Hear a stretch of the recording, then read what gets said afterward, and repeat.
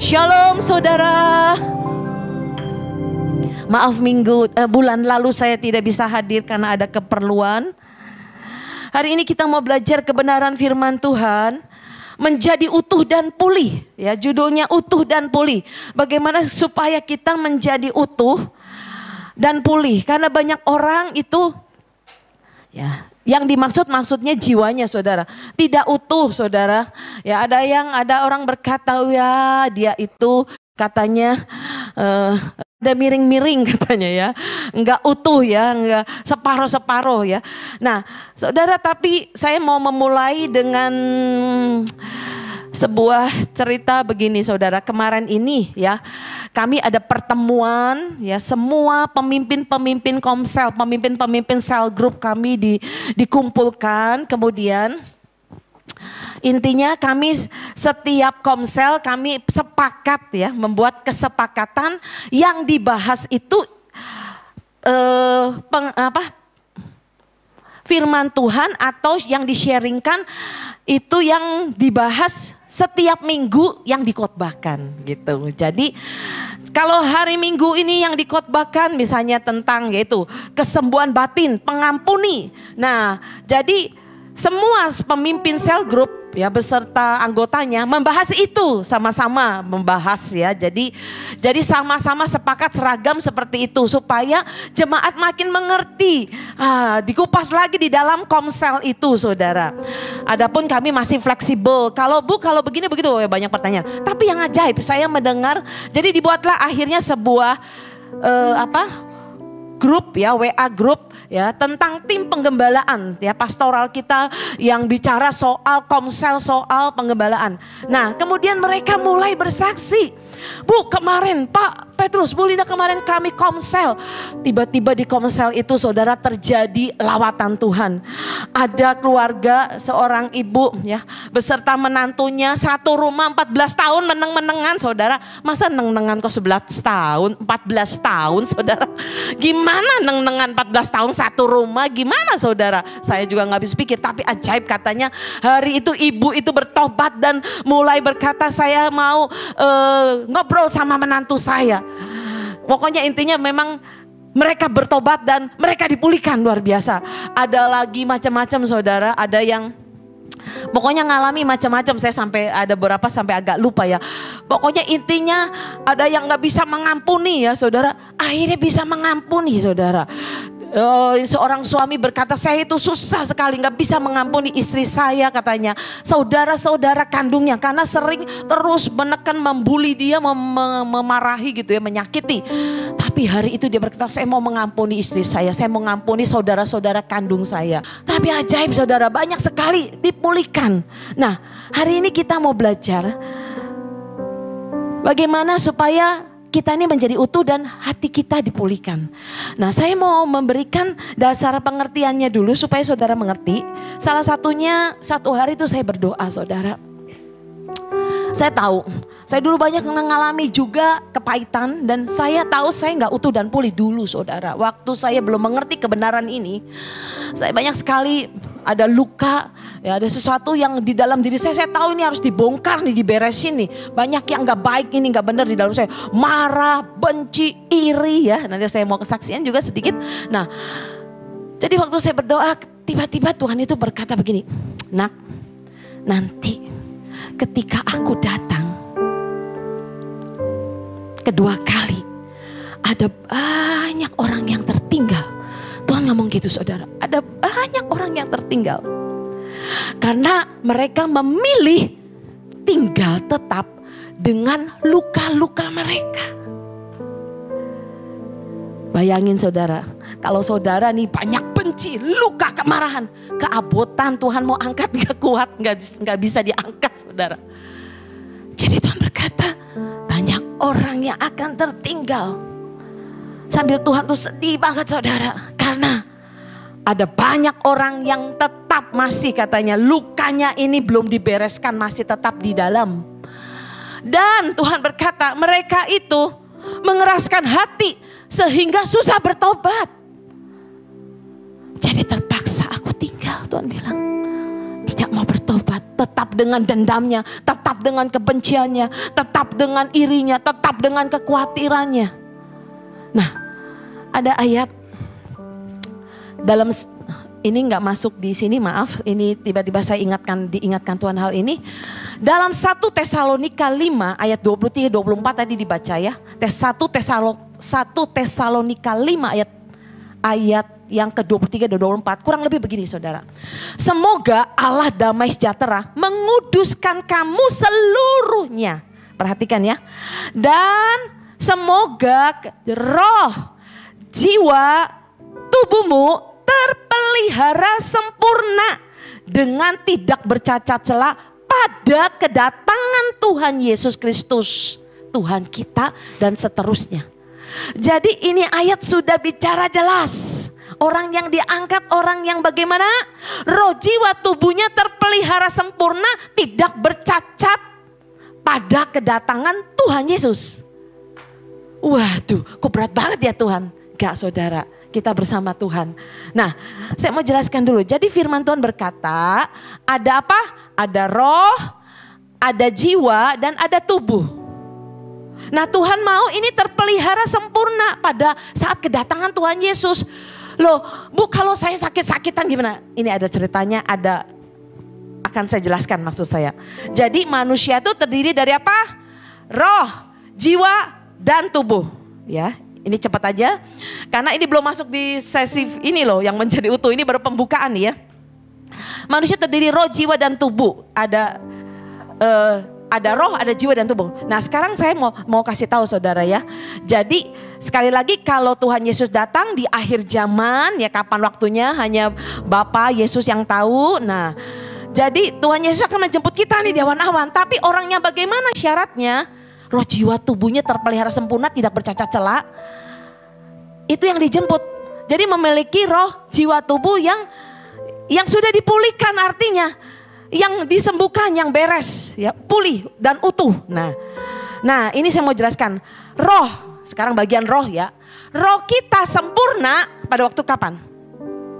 Roh manusia itu menjadi sempurna ketika seseorang menerima Tuhan Yesus sebagai Tuhan dan Juru Selamat pertama kali. Roh itu disempurnakan oleh Tuhan. Waktu kita ya mengundang Roh Kudus memenuhi kita. Jadi roh kita sempurna waktu apa? Waktu kita menerima Tuhan Yesus sebagai Tuhan dan Juru Selamat, kita minta ampun, bertobat, itu lahir baru, kelahiran baru, dan dipenuhi Roh Kudus. Itu roh kita disempurnakan Tuhan. Jadi saya percaya semua sudah terima Tuhan Yesus, sudah bertobat semua, ya sudah dipenuhi Roh Kudus. Nah, kalau yang belum dipenuhi Roh Kudus harus doa dipenuhi Roh Kudus ya.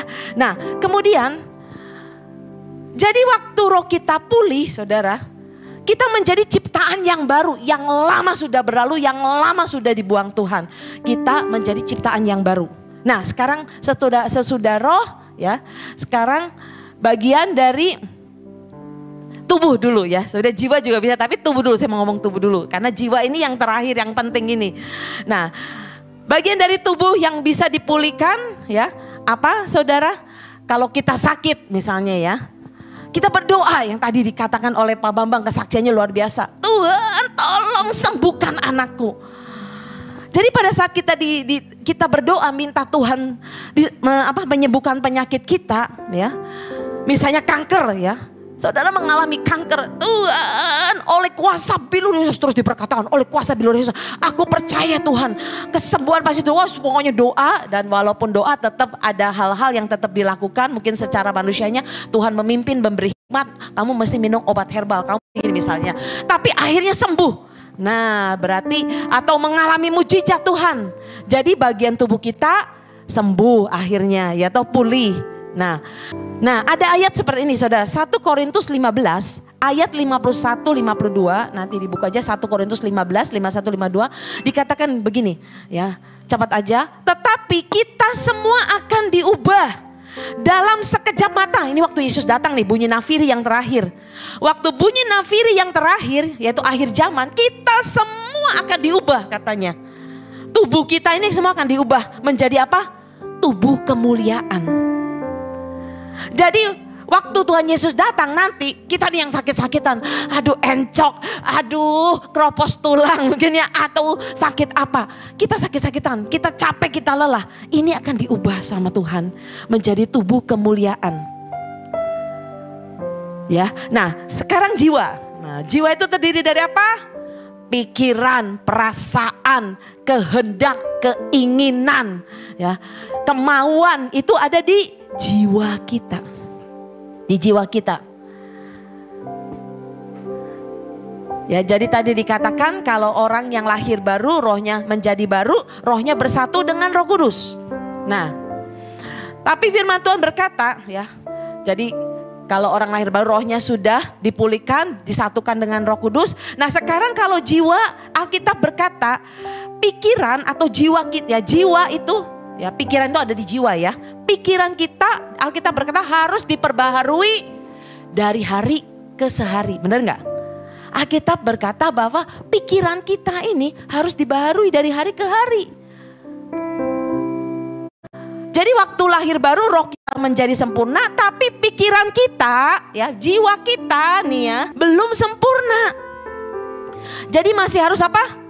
Diperbaharui. Jadi ngomong kanan kiri, harus diperbaharui. Setiap hari harus diperbaharui. Jiwa ini saudara yang belum beres, yang harus terus diperbaharui. Jadi selama kita masih hidup di dunia, jiwa kita, pikiran kita, perasaan kita, kemauan kita, kehendak kita, semua harus perlu diperbaharui selama kita hidup. Supaya kita bisa berbuah-buah. Supaya kita bisa maksimal, supaya kita bisa mencapai destiny kita dan panggilan kita. Nah, sekarang kita belajar ya, bagaimana supaya jiwa itu dibereskan, disembuhkan. Kita belajar, buka slide-nya, menjadi utuh dan pulih. Gimana sih supaya kita itu menjadi utuh dan pulih? Nah, kita mau belajar soal yang di dalam ini ya, soal jiwa ya. Tapi kita mau belajar dulu tentang pentingnya gambar diri, karena gambar diri ini ya urusannya dengan jiwa kita. Saudara bisa menyebutnya gambar diri ya. Gambar diri itu tentang diri kita sendiri, saudara ya. Gambar diri itu adalah penilaian saya terhadap diri saya sendiri. Ya, bisa menyebutnya true self atau kebenaran di dalam batin kita, apa yang ada di dalam kita sesungguhnya, di dalam jiwa kita sesungguhnya. Ya, itu gambar diri ya. Nah, kita buka dalam 1 Samuel 9 ayat 22:1. Jawab Samuel kepada Saul, siapakah yang memiliki segala yang diingini orang Israel? Ini tentang Raja Saul ya. Jadi Samuel nih nabi Tuhan mau mengurapi Saul. Samuel berkata, siapa sih yang memiliki segala yang diingini orang Israel? Bukankah itu ada padamu Saul? Ada pada seluruh kaum keluargamu. Tetapi jawab Saul, begini jawabannya Saul. Bukankah aku seorang suku Benyamin? Ya, suku Benyamin itu suku yang paling kecil nih. Paling terakhir, suku yang terkecil di antara Israel. Dan bukankah kaumku yang paling hina dari segala kaum suku Benyamin? Bayangkan dia sudah suku Benyamin, suku terkecil, paling hina lagi. Jadi kecil banget gitu ya. Mengapa Bapak berkata demikian padaku? Saud Samuel, ini yang 1 Samuel 10 bahasa Indonesia sehari-harinya. Ya. Jadi waktu itu Saul berkata begitu. Nah kemudian waktu Saul itu dipilih mau menjadi raja tuh. Di 1 Samuel 10 ayat 27. Tetapi beberapa orang jahat berkata, ini bahasa Indonesia sehari-harinya ya terjemahannya. Mana mungkin orang ini akan berguna bagi kita. Ini ngejek Saul saudara. Orang-orang yang ada di sekitar itu orang Dursila sebenarnya. Kan ada kumpulan banyak termasuk ada orang Dursila di dalamnya. Waktu pengurapan si Saul ini. Ya, Nabi Samuel mau ngurapi Saul. Nah, mana mungkin orang ini akan berguna bagi kita. Mereka meremehkan Saul dan tidak memberi hadiah kepadanya. Tetapi Saul itu pura-pura tuli, pura-pura nggak tahu, pura-pura nggak dengar. Nah, jadi saudara ternyata Saul ini mengerikan sekali. Saat Samuel lihat Saul, Samuel udah ngomong, Saul kamu ini luar biasa loh. Bangsa Israel itu lihat kamu tuh, wih. Katanya ya, perawakanmu tinggi, kamu lebih tinggi dari kebanyakan orang Israel. Kamu cerdas, kamu kaya, sanggup berperang. kamu hebat luar biasa. Istilah kurang lebih kata bahasa saya sehari-hari ya. Jadi Samuel udah ngomong gitu ke Saul. Tapi Saul bilangnya apa? Enggak, aku ini kecil, paling hina. Aku ini bukan siapa-siapa. Dan saudara kalau baca di Alkitab, Saul ini waktu dipanggil Samuel ngompet saudara. Saul bersembunyi di antara yaitu barang-barang. Saul bersembunyi karena Saul minder. Padahal jelas Samuel bilang apa? Kamu yang diingini bangsa Israel. Jadi mengerikan sekali, ternyata Saul dengan keminderannya yang sangat, pertama kali sudah dia merasa apa? Tertolak. Karena apa? Orang-orang ngomong gini, siapa sih orang ini katanya? Apa dia bisa perang? Katanya dia ngomong gitu. Apa dia berguna?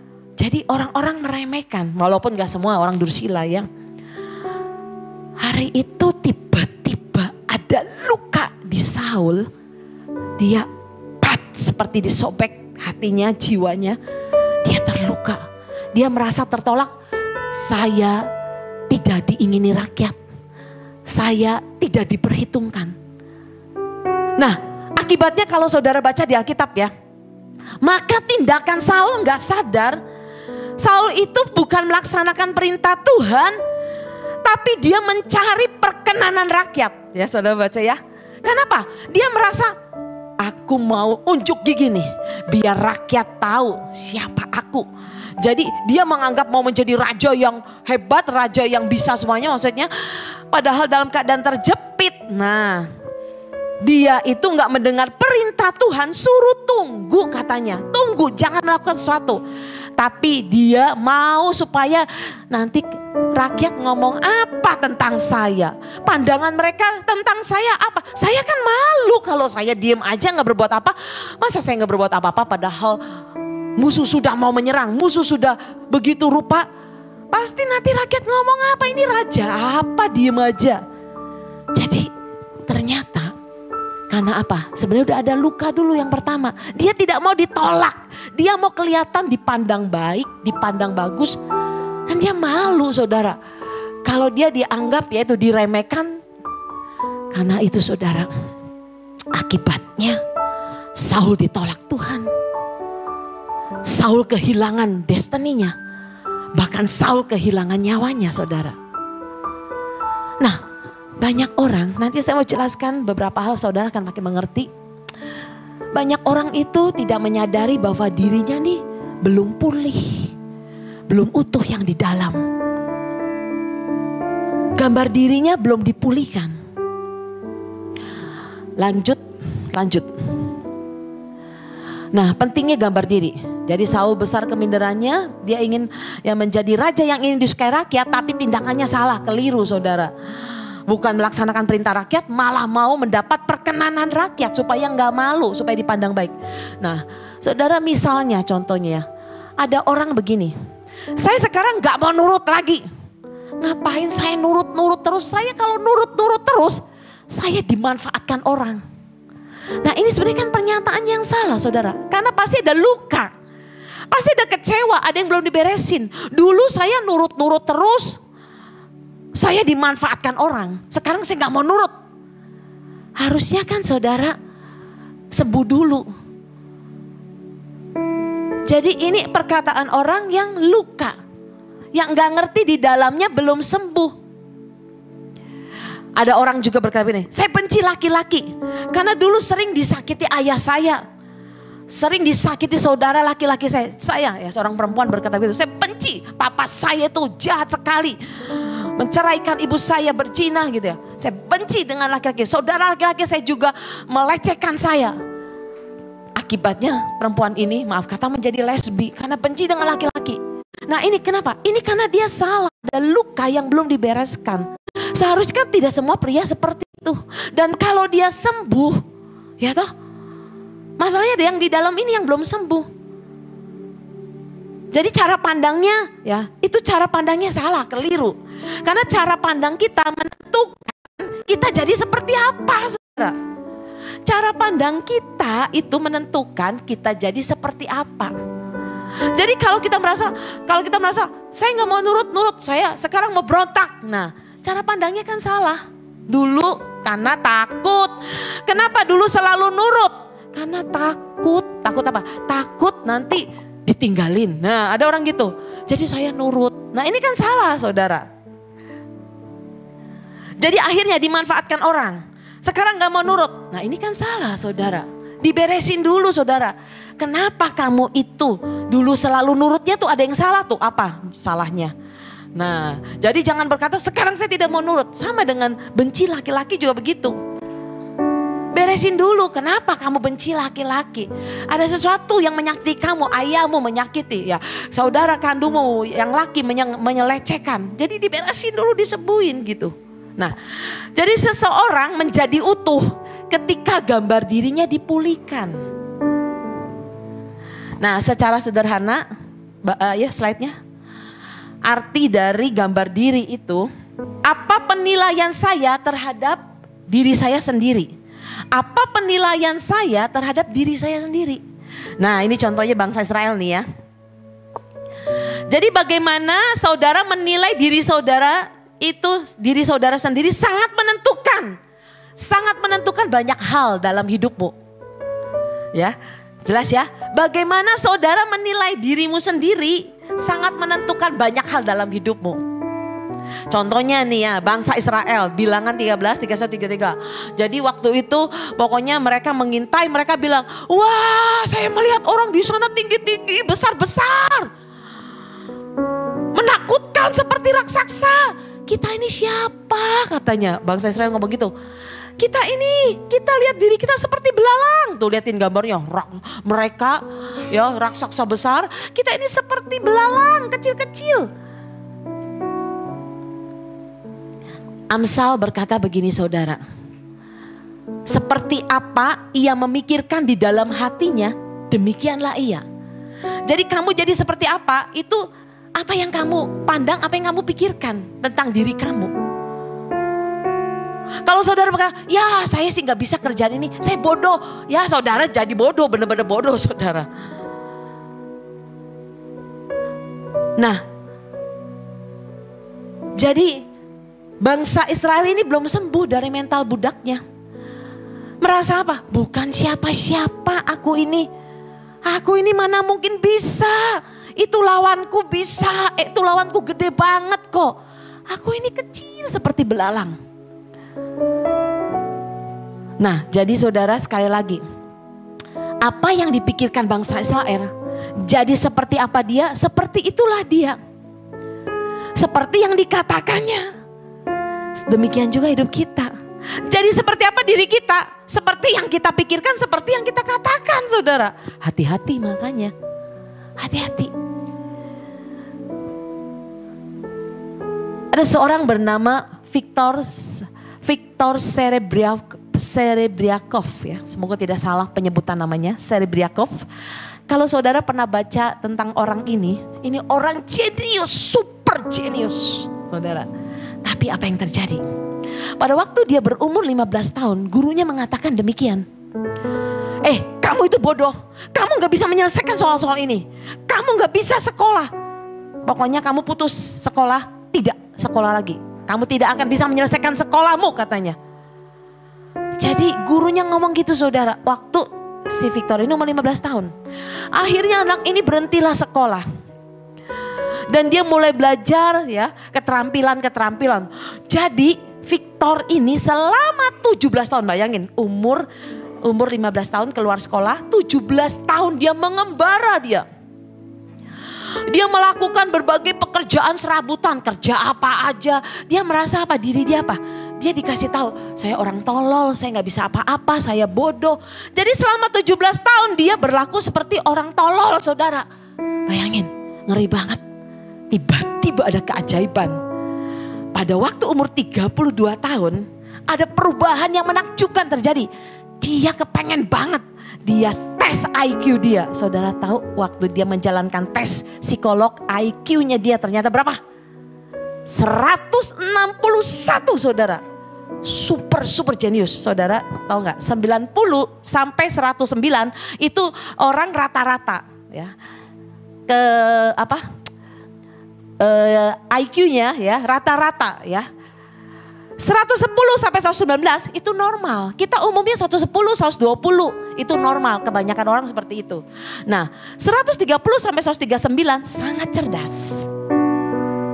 140 plus jenius. Bayangkan Victor ini 161 saudara. Super jenius. Ajaib saudara. Sejak dia mengetahui bahwa dia orang yang jenius, apa yang dilakukan? Dia mulai menulis buku. Kemudian dia bikin sejumlah hak paten, menjadi usahawan yang sukses besar saudara. Victor ini saudara. Sampai dia akhirnya diangkat, dia jadi ketua. Mungkin ada yang pernah baca, kalau senang baca buku, International Men's Society. Jadi ini adalah perkumpulan orang-orang IQ-nya cerdas semua, 140 semua. Jadi kalau di bawah 140 gak boleh masuk perkumpulan itu saudara. Dia menjadi ketuanya. Luar biasa saudara. Dan apa yang terjadi? Dia hidup menjadi jauh lebih efektif, jauh lebih maksimal, jauh lebih produktif saudara. Karena apa? Sekarang dia melihat dirinya dengan cara yang berbeda. Gambar dirinya disembuhkan, dipulihkan saudara. Dulu orang bilangnya tolol-tolol terus gitu.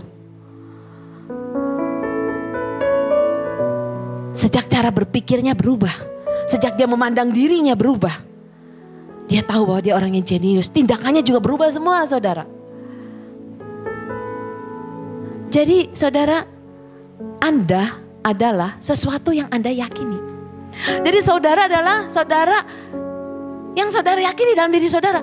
Kalau saudara berkata, ya, aku bisa mengerjakan ini, saudara pasti bisa mengerjakan. Percayalah, pasti bisa. Nah, jadi ada banyak hal yang dalam hidup kita nih gak sadar. Nanti saya mau jelaskan juga kenapa kita itu salah, cara pandang kita salah, dan kita itu punya kebenaran yang salah, ya, kepercayaan yang salah. Nah, gambar diri yang rapuh. Ada orang ya yang gambar dirinya rapuh. Gak percaya diri, minder. Selalu merasa ada yang kurang di dalam dirinya. Nanti kalau ngaca gini saudara. Kenapa ya hidungku kok pesek? Kenapa ya mataku kok sipit? Aduh kenapa aku kok gendut ya? Udah gendut pendek ipel-ipel lagi misalnya ya saudara. Kenapa ya aku ini ya macam-macam ya. Kulitku kok hitam ya. Lucu, saya pernah lihat Instagram ada anak Afrika kulitnya hitam banget. Dia mau putih digosok pakai sabun, dipakai krem putih tetap hitam. Kacanya yang dipecahin saudara. Yang salah bukan kacanya saudara. Yang salah bukan kacanya saudara. Gambar diri yang rapuh, keliru saudara, salah. Jadi ada orang yang susah melihat yang indah. Lebih melihat yang kurang. Ada banyak orang gitu. Kenapa ya belum punya rumah? Kok belum punya motor ya? Kenapa ya sih kamu kok belum nikah sih? Nah kan selalu gitu, ada orang gitu toh. Kenapa sih kamu kok gak kurus-kurus sih? Kenapa sih kamu kurus terus kok gak gendut-gendut? Nah ada sebaliknya kayak gitu ya. Ya toh. Saya mau berkata saudara. Dengarkan yang di dalam hatimu. Dengarkan apa yang Tuhan bicara. Apa yang Tuhan katakan tentang dirimu. Dengarkan hati kita saudara. Tuhan berkata, nak, tentukan cantikmu. Tentukan gantengmu. Tentukan itu di hatimu. Karena sesungguhnya kita gak perlu sempurna untuk kita bahagia. Benar gak? Kita gak perlu sempurna untuk kita bahagia. Hidung pesek bisa bahagia kok, bisa banget saudara. Ya toh? Apapun yang kita alami kita bisa bahagia bersama Tuhan. Asal kita sembuh dulu, asal kita ngerti maksud dan rencana Tuhan. Jadi ada orang yang selalu membanding-bandingkan dirinya dengan orang lain saudara. Jadi susah mengucap syukur. Kenapa ya saya begini, orang itu kok begini ya. Orang itu cantik sekali sih, kok saya begini gitu ya. Dulu saya waktu belum gambar diri saya belum pulih ya. Saya kalau foto sama Papet tuh saya pengennya pakai sepatu tinggi dan jinjit-jinjit gitu saudara. Maunya gitu saudara. Jinjit-jinjit gitu ya. Terus Pak Petrus belikan saya sepatu haknya 9 cm saudara. Saya pakai susah setengah mati, saya plak buang aja saudara. Kalau kamu mau sama aku, inilah aku. Tapi ada banyak orang saudara. Menutupi keminderannya. Ada banyak orang menutupi kekurangannya. Benar apa tidak? Ya saudara. Bayangkan menjadi orang lain. Jangan nonton drakor terus saudara. Ya sekali-kali buat hiburan gak apa-apa. Itu di drakor palsu semua saudara. Hidung masa sama semua orang. Masa cowok ganteng tuh jadi ayu-ayu ini. Aduh tirus-tirus. Ini cowok apa cewek saya bilang. Mukanya bersama semua. Karena operasi. Oplas semua itu saudara. Oplas semua itu saudara. Jadi saudara yang benar adalah. Aku dicintai Tuhan. Aku dihargai Tuhan. Diciptakan Tuhan. Makhluk yang terindah. Tercantik. Orang mau ngomong apapun. Tapi aku di hadapan Tuhan. Aku berharga. Aku mulia. Aku cantik. Saya mau berkata saudara. Ini harus saudara mengerti hal ini. Nanti ujungnya siapa tahu saya bisa kelanjutan. Entah bulan depan atau bulan yang kapan. Saya lanjutin lagi. Ujungnya tuh nanti ya pengenalan akan Tuhan saudara. Ketika kita bisa mengerti diri kita lebih dahulu. Kita akan mengenal Tuhan. Makanya ada lagu. Apa tuh lagu? Aku ingin mengenalmu lebih dalam. Dan ku ingin mengenalmu Tuhan. Lebih dalam dari semua yang ku kenal. Katanya lagunya gitu. Ketika kita mengenali diri kita sendiri saudara. Kita akan mengenali Tuhan kita. Sang pencipta kita. Ujungnya nanti dibawa ke penyembahan sejati saudara. Kenapa orang berkata aku gak bisa ketemu Tuhan Yesus. Gak bisa sih doa berdua intim sama Tuhan. Karena belum mengenal diri sendiri. Ujungnya nanti rentetannya mengenal Tuhan. Tapi nanti ya. Jadi sekali lagi tadi. Sekarang kenapa penyebab rusaknya gambar diri supaya cepat ya. Nah yang pertama. Apa kata orang? Apa kata orang? Apa kata orang tua? Apa kata orang lain? Jadi ada image yang palsu. Yang dibangun bertahun-tahun secara gak sadar masuk di imajinasi kita. Masuk di pikiran kita. Nah berasal dari apa? Orang tua kita bisa. Berasal dari orang-orang di sekitar kita. Orang-orang di lingkungan kita. Ya saudara. Anak di bawah umur 7 tahun. Menganggap kata-kata yang didengar adalah sebuah kebenaran. Jadi hati-hati ya. Anak di bawah 7 tahun. Hati-hati kalau saudara ngomong sama anak di bawah umur 7 tahun. Sebab apa yang orang ngomong, orang tua, orang lain ngomong itu ya ditangkap sebagai kebenaran.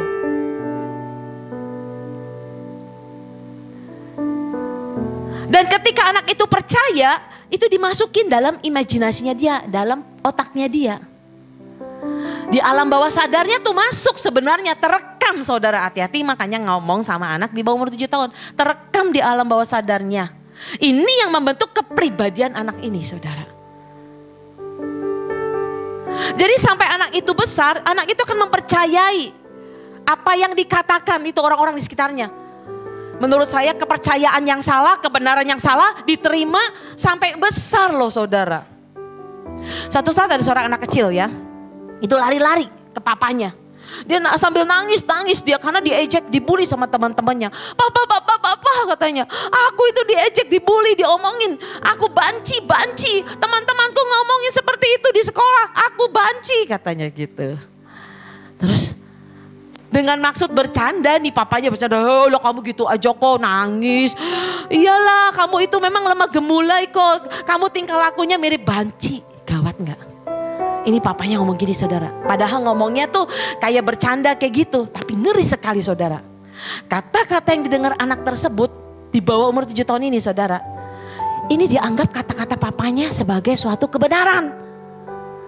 Itu percaya, dia masuk di dalam otak dia.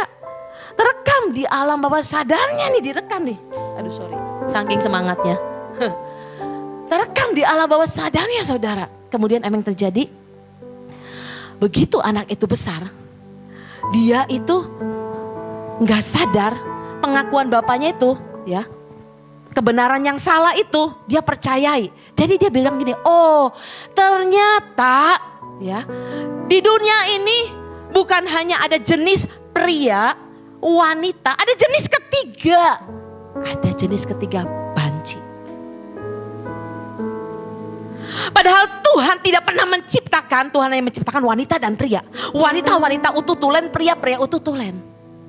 Tapi karena loh, teman-temannya berkata banci, ayahnya juga. Itu masuk semua saudara. Makanya kita harus hidup apa yang Tuhan katakan saudara. Saya percaya saudara, orang-orang yang mengalami seperti itu bisa sembuh. Bisa sembuh. Kalau dia mengerti. Jadi imajinasi apa yang saudara tanamkan dalam diri anak-anak saudara yang masih kecil. Kedua cepat ya, lingkungan. Oh ya sorry, satu lagi nih. Nih satu lagi sebelum ini ya. Sebelum ini ada seorang anak kecil. Itu anak kecil ini selalu gini, selalu dibilangin orang tuanya begini. Kamu itu kenapa sih nakal sekali? Mbok, 1 hari aja kamu jadi anak yang baik, bisa gak sih kamu tuh? Nah kata papanya begitu ya, kata orang tuanya. Bisa gak sih kamu tuh 1 hari jadi baik coba? Kok nakal banget sih? Nah kalau perkataan ini, pesan ini diterima oleh anak ini. Dari orang tuanya nih ya. Maka anak ini gak sadar, dia membuat sebuah label nakal. Aku anak nakal. Label nakal itu terekam di sini saudara, terpatri. Ngeri banget. Nah akhirnya anak ini tumbuh selalu berpikir gini, aku ini anak nakal. Jadi kalau melakukan tindakan yang nakal, hal yang wajar. Tapi kalau tidak nakal itu namanya tidak wajar. Kalau tidak nakal itu abnormal. Kebalikannya saudara malahan. Jadi menurut dia tindakan nakal itu wajar. Karena papanya selalu ngomong kamu nakal, label nakalnya sudah ada di sini terekam. Saudara, hati-hati karena itu orang tua dalam mendidik anak. Jadi jangan tanamkan pikiran yang negatif, perkataan yang negatif dalam diri anak-anak. Jadi kalau kita memarahi anak kita, misalnya anak kita ya, anak kita nih nakal nih ya. Jadi bagaimana sih Bu kalau anak kita nakal? Jadi kita bisa bilang begini, nak, kamu itu melakukan perbuatan yang nakal nih. Ini nakal, perbuatan nakal ini gak bener nih nak. Ya. Karena kamu itu anak yang baik. Kamu kan anaknya papa, anaknya mama, anaknya Tuhan Yesus. Anak yang baik tidak seperti itu. Tidak melakukan perbuatan nakal yang seperti ini loh. Bisa jadi dia lakuin nakal ya. Jadi ini jangan diulangi, jangan dilakukan lagi nak. Ini perbuatan nakal. Ini gak baik, sedangkan kamu anak yang baik. Gitu ya. Terus, jadi yang tertanam di anak ini apa saudara? Nasihat dari nasihat itu apa? Oh, ini saya tuh melakukan perbuatan yang nakal ya. Sedangkan saya tuh bukan anak nakal. Jadi tindakan nakal ini tindakan yang enggak baik, tidak boleh diulang kata mama papa. Ini perbuatan enggak baik, tidak boleh diulang. Saya itu anak yang baik. Saya itu anak yang baik, tidak akan nakal. Nah itu saudara. Jadi otomatis anak ini akan menghindari perbuatan nakal yang dia buat itu. Karena udah dibilangin orang tuanya. Gitu loh. Jadi dia mengerti. Oh papa mama yang ngasih tahu ini tindakan nakal nih. Ini gak boleh, ini gak baik gitu. Sedangkan saya nih bukan anak nakal, saya ini anak baik. Saya tidak harus boleh melakukan ini, tidak harus melakukan ini. Nah gitu, perbuatan nakal ini bisa ditangkap, bisa mengerti. Jadi seperti itu saudara. Lanjut penyebab ini. Terus lagi apa kata lingkungan kita saudara. Ya tadi jadi apa kata orang tua, sekarang apa kata lingkungan kita. Jadi gak sadar pribadi kita terbentuk dari lingkungan kita saudara. Nah kebudayaan, mitos, kebiasaan, tata cara yang ditanamkan menjadi kebiasaan dan kepercayaan. Mitos yang salah ya. Jadi suatu lingkungan tuh punya nilai-nilai budaya gitu ya. Nah saudara pernah dengar gak kayak gini nih? Ada suku-suku tertentu orang Tionghoa ya misalnya ya. Suku-suku tertentu yang mempunyai budaya gimana saudara. Katanya anak laki-laki ya lebih dihargai daripada anak perempuan. Bener gak? Orang Chinese kan begitu bener gak? Kalau lahir anak perempuan kayaknya nggak terlalu dihargai, kayaknya diremehkan gitu. Tapi begitu anak laki-laki dibanggakan ya. Seperti pewaris keturunan, wah dibanggakan ya. Nah jadi mengerikan sekali lingkungan ini saudara. Pria nggak boleh nangis katanya. Kalau pria nangis itu kelihatan cengeng, kelihatan lemah katanya. Jadi anak pria nggak boleh nangis. Nah ini kan terbentuk karena lingkungan, kebudayaan ya, tata cara semua, kebiasaan gitu loh. Yang berkulit putih lebih superior daripada yang berkulit gelap katanya. Itu zaman, kapan tahun berapa di Amerika tuh kayak gitu, perbedaannya menyerak sekali. Orang kulit putih dengan orang kulit hitam. Orang kulit hitam tuh dianggap direndahkan, budak, miskin, jelek gitu ya. Itu ke lingkungan, ngeri banget. Itu membuat gambar diri kita bisa rapuh, bisa rusak saudara. Mengerikan. Tapi sekali lagi kita hidup, apa kata Tuhan saudara. Lanjut ya. Jadi gambar diri juga bisa rapuh, bisa terbentuk dari apa? Bukan ini dulu. Apa kata diri sendiri mana? Penyebab. Oh ya sorry ya benar. Apa kata diri sendiri? Penyebab rusaknya gambar diri. Apa kata diri kita sendiri? Self talk ya. Jadi self talk itu bicara ke diri sendiri. Ya dialog dengan diri sendiri di dalam hati kita dan pikiran kita. Ya, membulet sendiri. Sering gak sih pernah gak kayak gitu? Ya, kenapa sih aku kok kayak gini ya? Kok aku tuh bodoh banget ya? Emang aku bodoh kok. Ada yang gitu tuh. Self talk gitu ya. Suara-suara yang menyesatkan, suara-suara yang membuat kita jadi, sehingga ada orang yang punya kepribadian ganda. Itu karena akibat self talk saudara. Terus dengerin omongan-omongan yang salah. Ya, omongan-omongan yang salah terus. Bahkan kenapa orang bisa bunuh diri saudara. Itu omongan-omongan itu. Diri sendiri, omongan yang menyesatkan saudara. Munculnya pada saat saudara tertekan, saudara waktu keadaan saudara marah, terpojok, ya saudara bisa ngomong gobloknya aku ya gitu ya. Waduh aku modar nih ya gitu ya. Waduh ini aku nasibku memang selalu jelek. Nah itu saudara, ngeri sekali. Ini kalau sering diucapkan, jadilah saudara seperti itu saudara. Jadi seperti itu.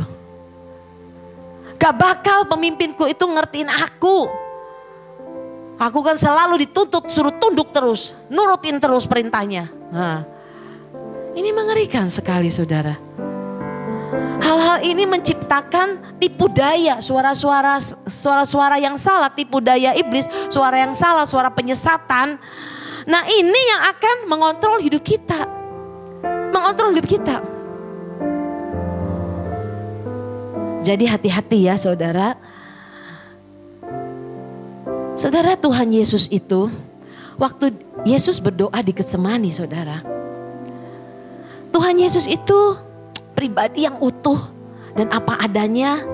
Yesus pribadi yang sejati ya. Asli ya pokoknya original nih. Original tuh apa? Kita nih orang yang original loh. Originalnya apa? Segambar dan serupa dengan Bapa. Aslinya kita segambar dan serupa dengan Bapa. Amin. Kita tuh aslinya coba ngomong aslinya saya serupa dan segambar dengan Tuhan yang menciptakan kita. Bayangin saudara, waktu Tuhan menciptakan manusia, ajaib sekali. Dia menghembuskan nafasnya, keilahiannya dalam diri kita. Jadi ada DNA atau keilahian yang dihembuskan dalam diri kita. Jadi kita itu sebenarnya ada yang ilahi masuk dalam diri kita loh. Waktu penciptaan pertama, Yesus menghembuskan itu. Jadi luar biasa saudara, originalnya kita nih serupa dan segambar dengan Bapa kita di surga. Nah, waktu Yesus di Getsemani saudara, Yesus gak pura-pura, Yesus tidak menutupi. Waktu itu Yesus gimana saudara? Yesus dengan gagahnya, aku kuat, aku hebat. Semua tentara, pasukan datang, aku, enggak kan? Yesus berkata, aku sangat ketakutan. Asli Yesus, utuh, gak pura-pura, gak pakai topeng. Nanti malu dilihat orang masa Yesus, ini muridnya banyak. Gimana apa kata muridku? Tidak saudara, Yesus sangat ketakutan. Bahkan bilang kepada murid-muridnya, ya toh, berdoa katanya. Sanggup gak berdoa berjaga-jaga? Doain, karena dia udah gak kuat. Tolong bantu doa, istilah gitu ya. Kalau bahasa sehari-harinya, ayo sanggup gak kau berdoa-doa, katanya, berdoa selama, ya toh, sanggup kan kau berdoa 1 jam gitu. Maksudnya Yesus apa? Tolong doakan aku gak kuat. Yesus aja gitu loh saudara. Loh kok Yesus gak kuat sih, gimana Bu Linda? Loh Yesus tuh manusia ilahi dan manusia juga saudara.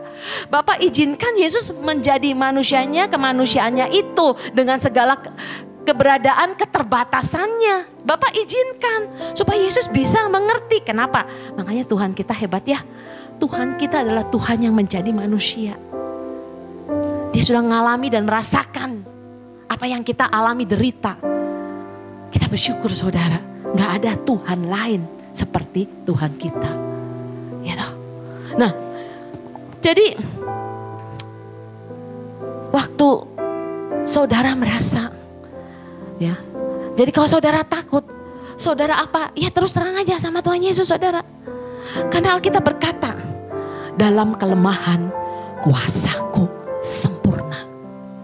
Jadi waktu saudara nih, tadi Pak Mabu bilang, aku bilang ke anak-anakku, kamu harus kuat ya. Pak Tuhan aku gak tahan.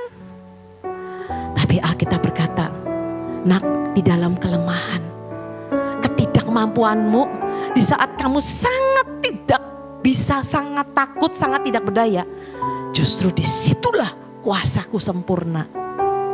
Jadi ingat baik-baik ya saudara.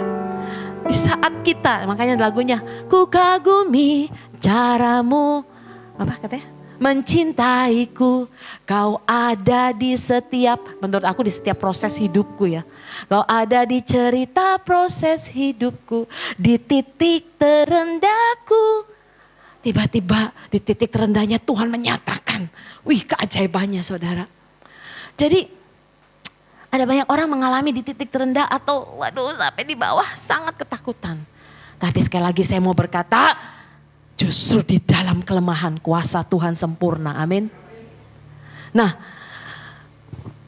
jadi di Alkitab ini banyak sekali orang-orang yang tidak utuh. Banyak loh di Alkitab tuh orang yang gak utuh sampai dipulihkan utuh. Tapi sekarang saya mau cerita ini dulu. 1, 2 ya. 1 dulu soal cerita tentang perempuan Samaria dulu. Ya, perempuan Samaria. Saudara kalau baca di Alkitab di Yohanes, ya, tentang Yohanes 4 tentang perempuan Samaria saudara. Nah perempuan Samaria ini di dalam kepalsuan. Kenapa sih saya bilang dalam kepalsuan? Bayangin ya dia itu dibilangin sama Tuhan Yesus katanya, kamu udah menikah belum? Kamu udah punya suami belum? Katanya dia ya.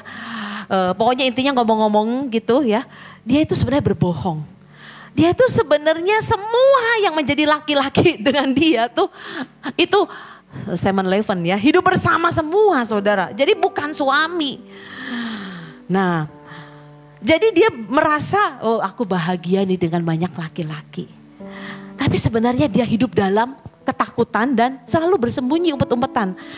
Saudara kalau baca di Alkitab, dia itu kalau katanya ngambil air, dia apa? Siang hari. Jadi pada waktu orang istirahat, ya siang hari, orang-orang gak ada, dia muncul, dia ambil air. Dia selalu ngumpet saudara. Tapi begitu dia ketemu Tuhan Yesus, apa yang terjadi? Tuhan Yesus tuh membongkar hidupnya, mengorek hidupnya. Kamu tahu yang sekarang ada padamu itu bukan suamimu katanya. Tuhan Yesus buka semuanya. Kan dia merasa, aku udah punya suami loh. Ya ini suamiku ini yang ini baik gini mungkin gitu ya. Tapi Tuhan Yesus bilang itu bukan suamimu. Nah tapi kan dia nutupi semuanya saudara. Saudara,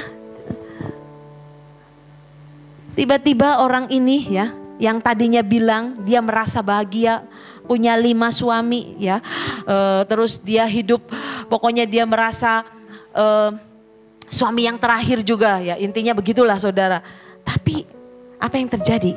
Begitu Tuhan Yesus membongkar, dia ngomong gini ya, Tuhan Yesus aku ngaku, maaf ya omongannya dia nih, aku pelacur, aku pezina Tuhan.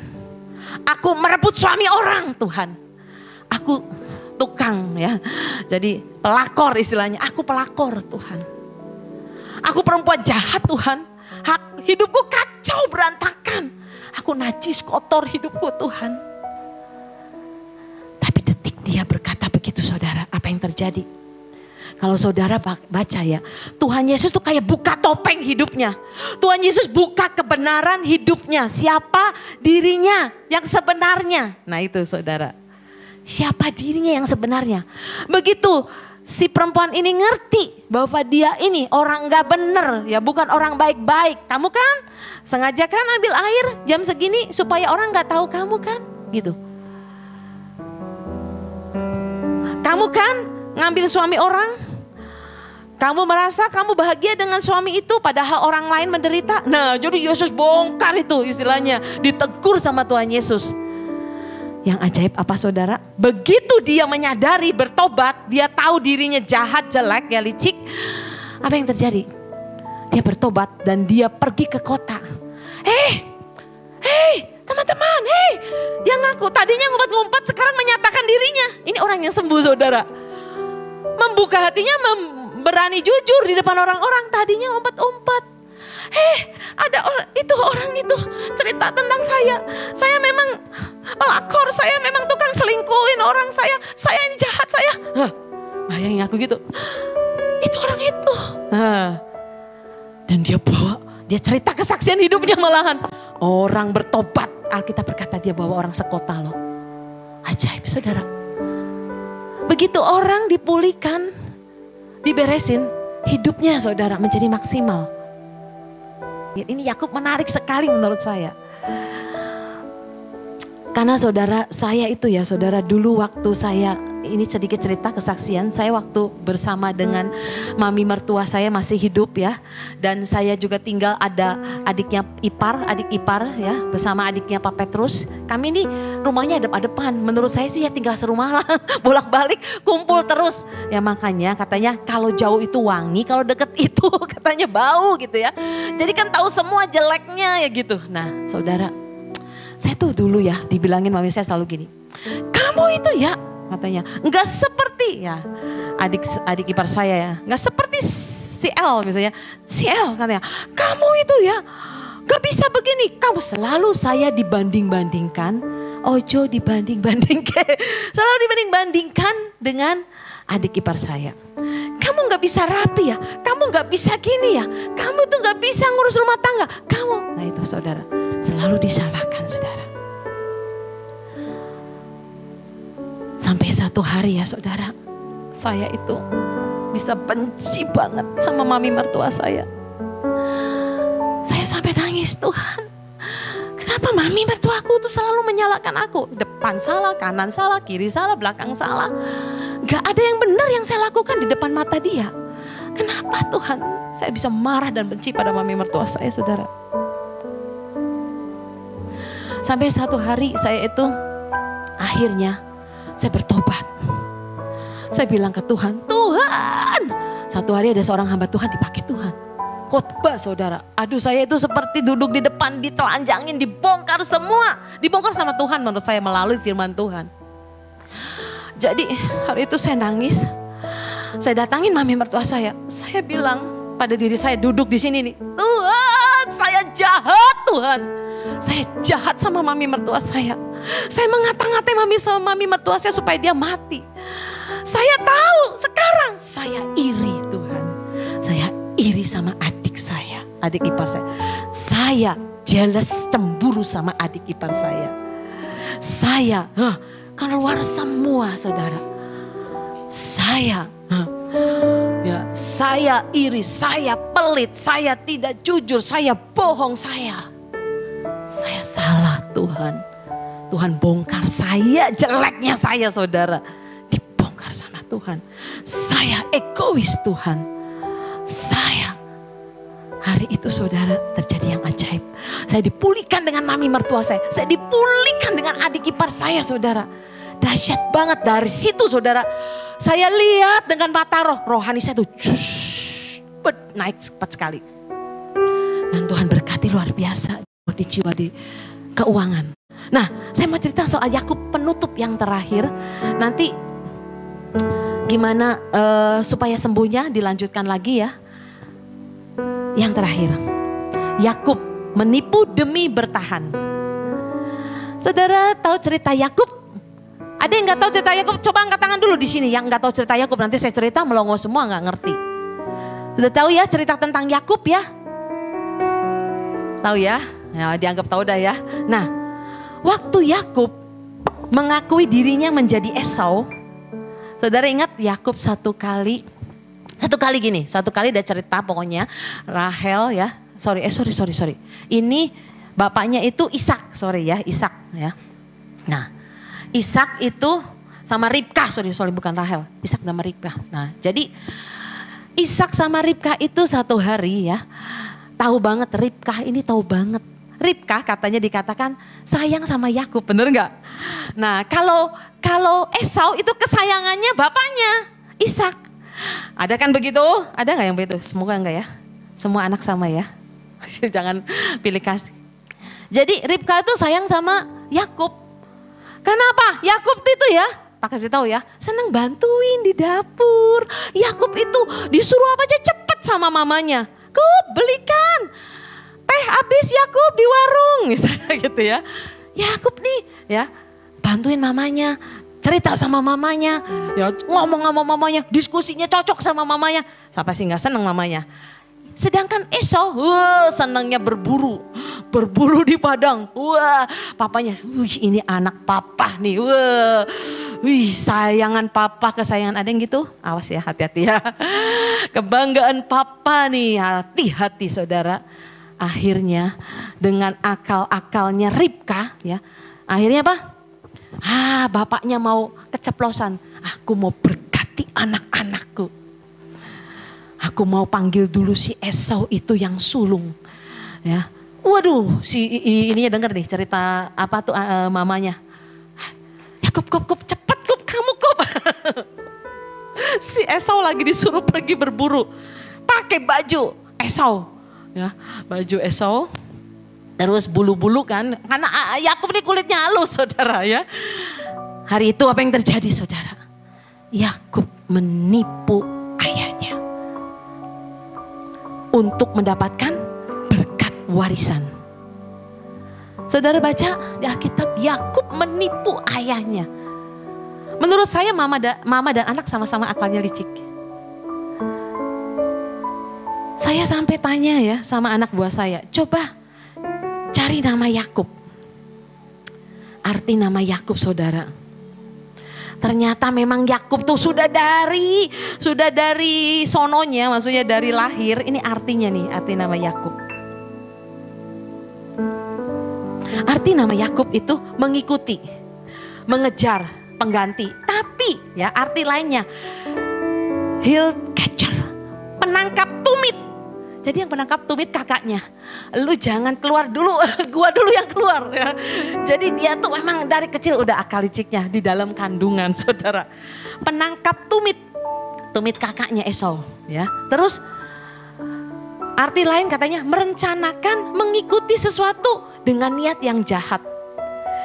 Deceiver, orang yang suka memperdaya dan memanipulasi. Itu Yakub saudara. Yakub itu memanipulasi bapaknya sendiri. Menipu bapaknya sendiri. Apa yang terjadi akhirnya cepat aja. Hidup Yakub gimana? Yakub hidup dalam konflik demi konflik. Yakub hidup tidak nyaman, tidak enak saudara. Orang yang hidup dalam kebohongan, kepalsuan pasti tidak enak. Pura-pura di depan manis-manis pakai topeng pasti hidupnya gak enak saudara, gak bahagia. Konflik pasti terjadi. Hati-hati orang hidup dalam kebohongan, dalam kepalsuan. Apa yang terjadi? Dia menjadi pelarian. Hidupnya terus dibayangi kebohongan. Aku sudah berbohong pada ayahku. Aku berbuat jahat. Sampai suatu hari Alkitab berkata, Yakub ketemu dengan siapa? Malaikat Tuhan. Ingat? Yakub ketemu malaikat Tuhan dan Yakub berantem dengan malaikat Tuhan. Saudara dengar ceritanya tahu ya? Nah, apa yang terjadi? Malaikat gak bisa menang loh melawan Yakub ya toh. Bayangkan saudara, malaikat gak bisa menang. Malaikat loh, masa gak bisa menang sama manusia? Coba pikirkan itu. Bayangkan apakah malaikat selemah apa sih? Kok bisa kalah sama Yakub? Malaikat selemah apa bisa kalah sama Yakub? Ada rahasianya saudara. Jadi sekali lagi ya, Tuhan itu saudara terkesan lemah, terkesan.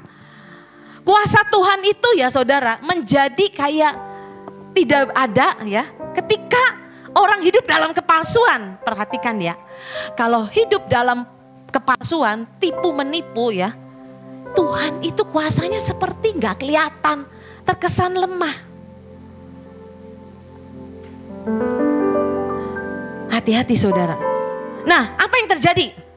Ketika malaikat lihat itu, wah ini gak bisa dikalahin nih ya. Akhirnya apa? Malaikat itu pukul apa? Bak! Pukul apa? Patahkan pangkal pahanya.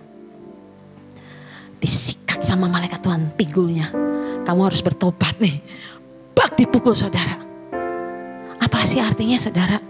Tuhan tuh mau berkata ya, segala sesuatu yang saudara pegang dalam hidup saudara, Tuhan akan patahkan. Sampai saudara itu dibongkar semuanya, sampai Tuhan itu dapati kamu nih yang sebenarnya seperti ini.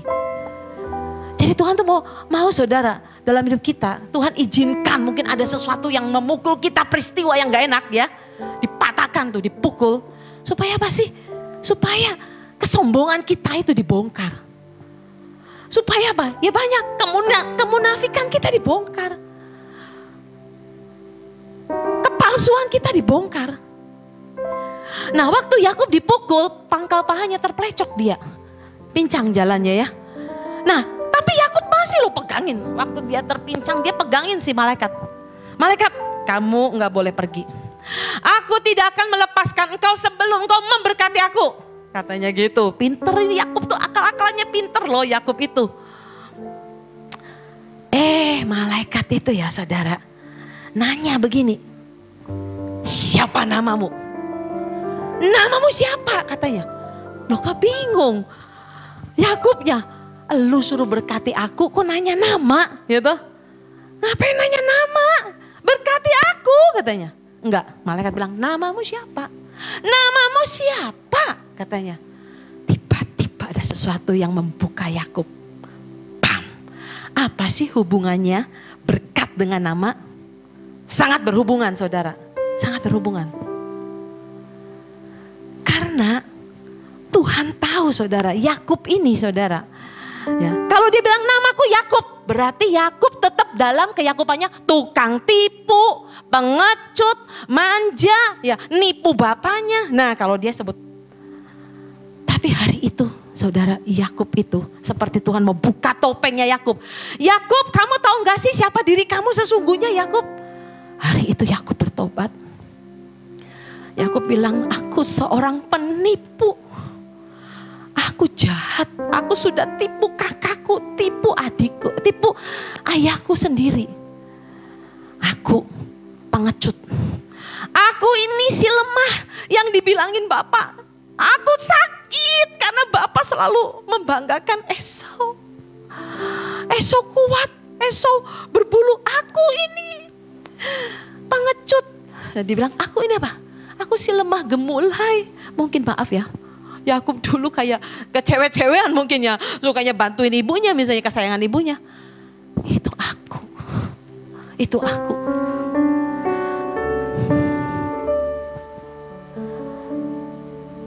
Jadi terungkaplah the real Yakub. Siapa Yakub sesungguhnya? Saudara harus mengerti the real saudara. Baru saudara bisa mengenal Tuhan lebih dalam, percayalah.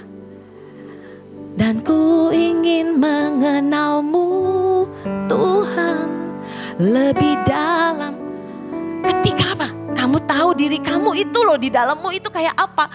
Kepahitannya kita, kebenciannya kita, irinya kita, pelitnya kita, sombongnya kita, keras kepalanya kita. Ya, nggak mau ya tersinggungannya kita, ya, nggak mau malu. Hari itu Yakub, dia bilang, itu aku itu pengecut, aku tuh si manusia lemah gemulai. Aku yang selalu diumilin papaku. Kamu itu bisa apa di dapur terus? Enggak lihat, enggak kayak Esau. Nah, aku si penipu. Aku tidak disayang bapakku. Nah, bongkar semua saudara. Hari itu Yakub sembuh. Makanya Tuhan berkata, namamu sekarang Israel. Saudara tahu arti Israel? Israel artinya a prince, seorang pangeran. Seorang yang bergumul dan bergulat dengan Tuhan dan dia menang. Itu Israel saudara.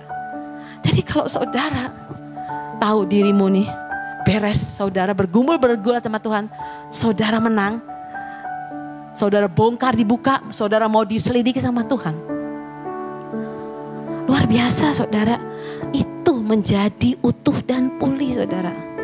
Lukas 18 ayat 14 berkata, ya, jika engkau puas dengan dirimu apa adanya, engkau akan menjadi lebih dari yang kau bayangkan. Jadi kalau kita puas dengan diri kita, kita menjadi maksimal saudara. Lebih dari yang kita bayangkan, kita lebih produktif, kita lebih berhasil. Matius 5 ayat 5 terjemahan The Message-nya, engkau diberkati saat engkau puas dengan siapa dirimu sesungguhnya, tidak kurang tidak lebih. Itulah saat yang engkau melihat dirimu sebagai pemilik dari segala yang tidak bisa dibeli.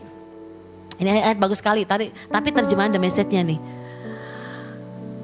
Yohanes 4 ayat 24 ini juga bagus sekali. Tetapi saatnya sudah tiba, saat panggilanmu dan di mana engkau menyembah tidak lagi penting siapa engkau sesungguhnya dan bagaimana engkau hidup, itu yang dihitung di hadapan Tuhan.